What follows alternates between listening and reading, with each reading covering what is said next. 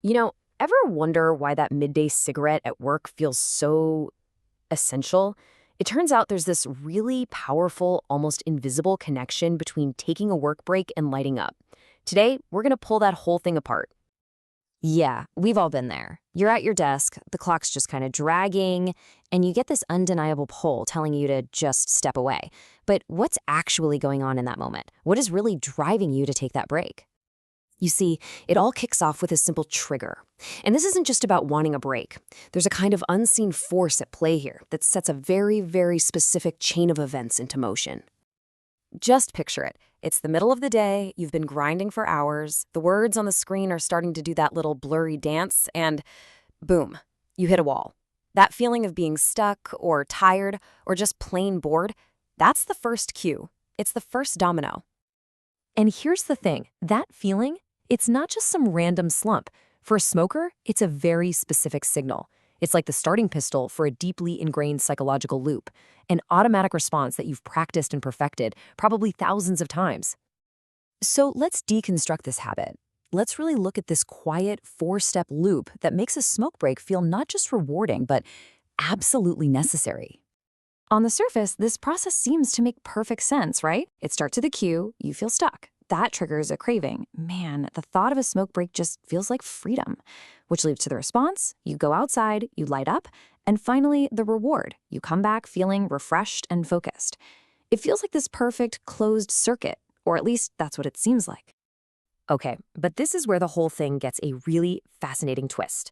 We're about to unmask what you could call a great deception that's happening right in the middle of this loop, especially around that feeling of reward. So, let me ask you a critical question. What if that sense of calm and clarity you felt? What if it wasn't from the nicotine at all? What if something else was completely responsible for that feeling of relief?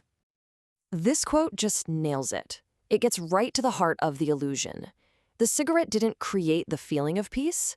It just cleverly showed up at the exact moment that peace was being created by other things, and it took all the credit. Let's break this down, because it's so important. The illusion is that the cigarette is the hero of this story. You know, the thing that provides calm and focus. But the reality is that the pause itself, this simple act of taking a break, is what's actually delivering that reward. I mean, think about what you're actually doing. You're stepping away from your desk, boom, change of scenery. You're standing up, which gets your blood flowing, and maybe most important of all, you're taking a deep breath. These are powerful physiological resets. You're flooding your brain with oxygen and just giving your mind a rest. So why does this deception work so well? Well, it all comes down to something we can call nicotine training. You see, nicotine is a master of association. It trains your brain to connect the physical act of inhaling smoke with the genuine relaxation you're already getting from the break. It literally hijacks a natural process and makes itself the gatekeeper. And this is the real kicker. When your body sent out that first signal, that feeling of being tired or stuck, it wasn't actually a chemical craving for nicotine. It was a physical need. It wanted oxygen, it wanted movement, and it wanted just a moment of rest. And once you see this, you really can't unsee it. And that is incredibly empowering.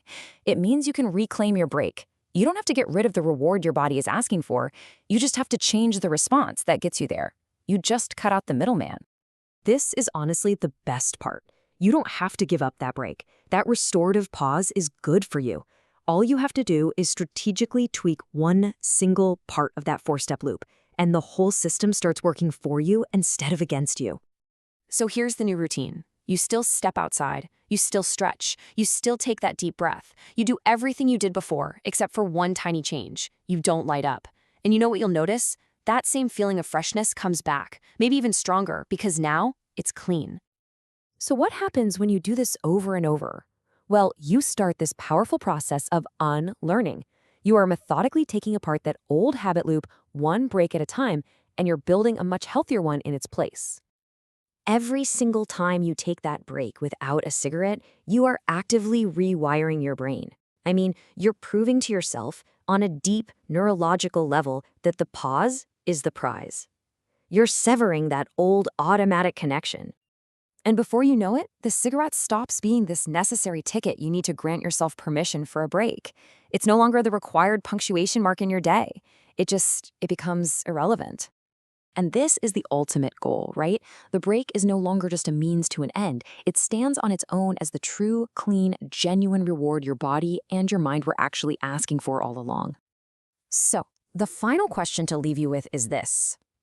What really changes for you when the simple, powerful act of just taking a break is finally and completely enough?